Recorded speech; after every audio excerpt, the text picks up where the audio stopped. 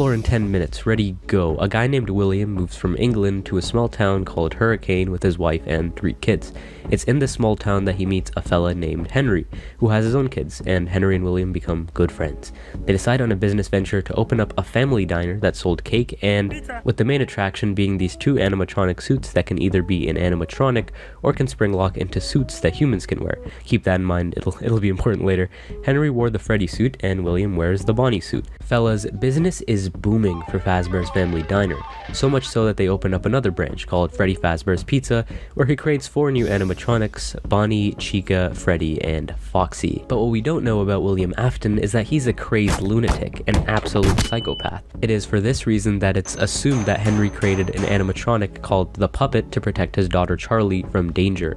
One day in Freddy Fazbear's Pizza, Henry's daughter Charlie gets locked outside of the pizzeria.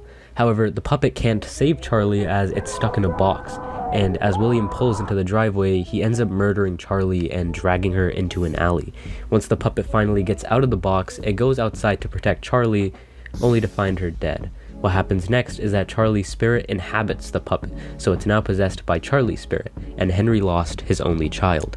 Now, while all of this is going on, let's focus on William Afton's family. He has 2 sons and a daughter, but right now let's focus on the boys. The small one is Evan, and the older is Mike. Evan is scared of the animatronics, and Mike sees this as a wonderful opportunity to prank Evan.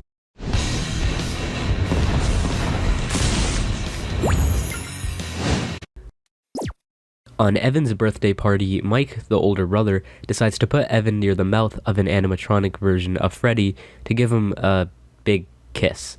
What happened instead is that the spring locks on the suit fail due to the moisture of the tears, which ends up causing the animatronic to bite down on William's kid like a Big Mac, killing him, thus marking the bite of 83. The death of his youngest son was enough to spiral William Afton's mind into even more chaos and psychotic behavior. He ends up luring 5 children into the safe room of Freddy Fazbear's Pizza dressed up as Spring Bonnie, from which he then kills them. But where would he hide the body, you may ask? Well, when Afton was designing the 4 new suits, he made a compartment specifically designed to fit children inside of the animatronics, and because of this, no one was able to find any evidence. The puppet, witnessing all of this, decides to assist the children, but there's 5 children and 4 suits. Where would the extra child go? Well, the extra child was stuffed into the Golden Fredbear costume, so now we have 6 kids that have their souls stuck in animatronics. Shortly after, Afton ends up getting fired from his own company and the restaurant is closed down due to health violations. However, William Afton didn't stop there. After the closure of Freddy Fazbear's Pizza, he decides to make a new company called Afton Robotics and creates a new location specifically designed to murder children. But why, you may ask? Well, when Afton was murdering the 5 children, he discovered a way to become immortal, introducing Remnant.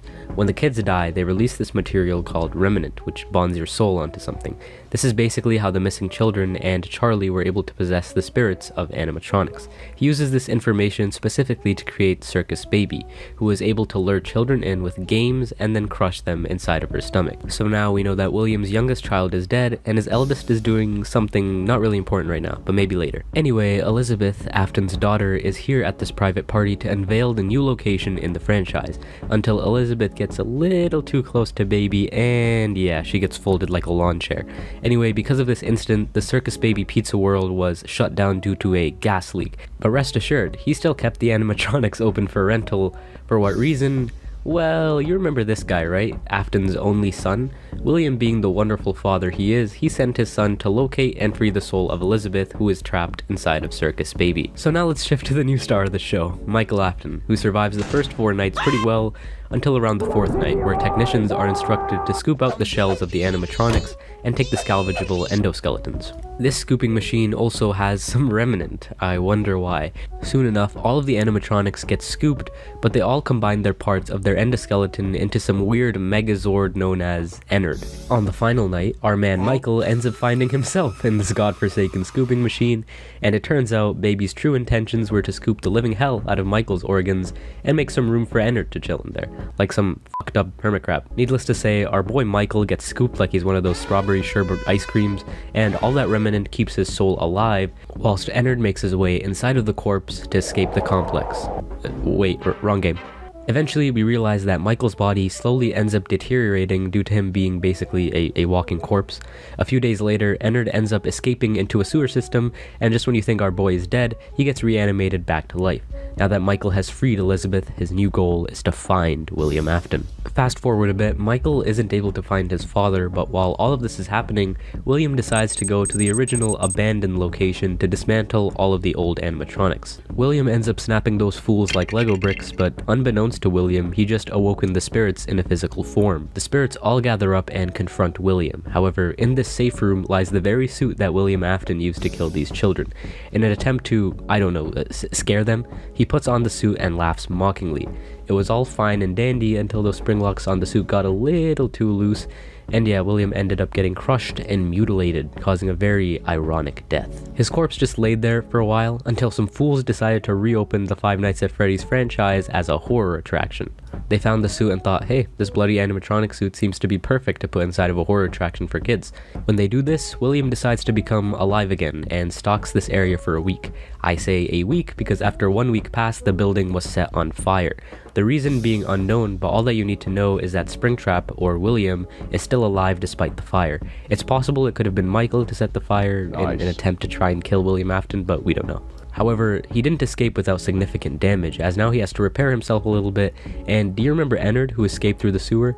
Well, Baby was ejected from this and ends up having to piece herself together into Scrap Baby, while the rest of Ennard dons a Freddy mask to become Molten Freddy. We've discussed a lot of characters this video, but there's one that I haven't talked about in too much detail. That would be Henry, William Afton's friend, whose daughter became the puppet.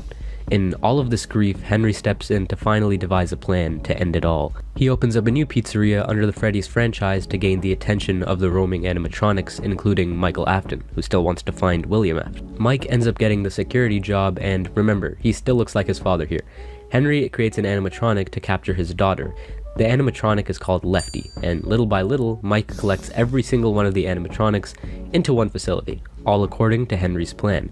And on the final night, we finally get to hear Henry. He has this awesome speech that my words couldn't do justice, so by all means check it out on your own. However, Henry's plan was to gather all the animatronics to one place in order to burn them, freeing their souls. He tells Mike, the volunteer, that there was a way for him to get out, but he feels that Mike might want to die here. Henry commits arson to the building, killing all of the animatronics ever, including Mike, himself, and of course, William Afton, where his soul is presumably forever tortured by all of the animatronics. We finally get a peaceful ending, all loose ends finally tied together. How peaceful. Until the next game comes out. This is where another company takes control of the Fnaf games instead of Scott Cawthon, so there might be a lot of plot holes, but it's up to you on which story you want to continue or end with. Anyways, it said that before William died, he uploaded himself virtually onto binary code, and when they develop a virtual Fnaf experience, William's conscious enters through code and now is in the virtual game. He's able to use his power to slowly take over people's bodies. William ends up finding a host named Vanessa to take control of, using her to create an alter ego called Vanny, which William can take control of. Shortly after, a new FNAF mall is created. God, these guys really need to stop making FNAF branded things. And go figure, in this mall, 9 children are missing. Our main cast is the glam rock series of Chica, Freddy, Roxy, and this alligator who apparently jumped the living hell out of Bonnie and killed him. All you need to know is that these animatronics are in some way controlled by William Afton. Anyway, Glamrock Freddy ends up malfunctioning on stage because he is exempt from being controlled by William and he spazzes out. He wakes up near closing time only to spot Gregory, some homeless kid who presumably thinks that living in a mall with robot animals is a good idea. Now, some people assume that Gregory is an animatronic because how his vision glitches when he sees Vanny. Freddy and Gregory work together and basically end up stealing parts of animatronics to make Freddy stronger. To do this, they throw Chica into a trash compactor, snapping the alligator Monty into bite-sized pieces, and then promptly commit vehicular manslaughter on a fox. They end up exploring underneath the complex to find a replica restaurant where they find the Blob, a creature that has the souls of what seems like many animatronics. And William Afton? I thought you were dead. Anyway, William wants to resume his favorite hobby, killing children, so that's the reason why he wants to control all of the animatronics, is just to murder children. But after an epic final fight, Gregory and Glamrock Freddy end up burning the entire complex whole, which probably won't work on William Afton. And right as William Afton is about to catch Gregory and Glamrock Freddy, William Afton is captured by the Blob to, I don't know, some other place now. As you know it, the complex ends up getting shut down, and that's the ending. We get a beautiful ending, similar to the one of Pizzeria Simulator, overlooking a hill with a lot of corpses, and this time, I can say for sure, all loose ends are finally tied together. Until the books and DLC release.